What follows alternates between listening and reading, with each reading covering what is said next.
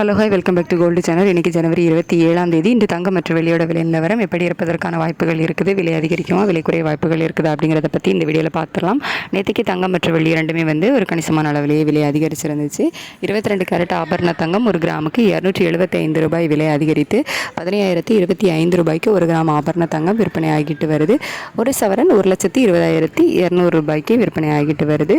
வெள்ளி ஒரு கிராமுக்கு 10 ரூபாய் அதிகரித்து 375 ரூபாய்க்கு ஒரு கிராம் வெள்ளி விற்பனை ஆகிட்டு வருது. இப்படிப்பட்ட சூழ்நிலை இன்னைக்கு தங்கம் விலை அதிகரிக்குமா குறையுமா அப்படின்னு கேட்டிங்கன்னா, மறுபடியும் சர்வதேச அளவில் தங்கத்தோட விலை ஒரு சிறிய ஏற்றத்தில் தான் இருக்குது.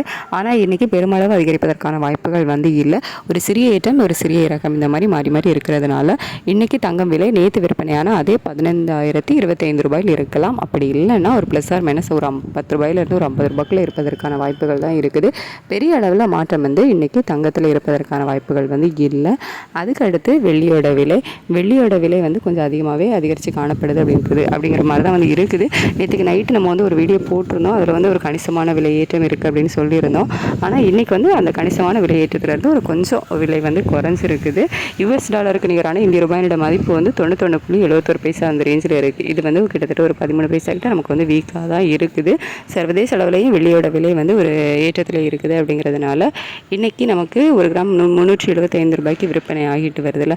இந்த விலையிலிருந்து ஒரு கிராமுக்கு 3 ரூபாயிலிருந்து ஒரு 10 ரூபாய்க்குள்ள விலை ஏற்றம் இருப்பதற்கான வாய்ப்புகள் தான் இருக்குது.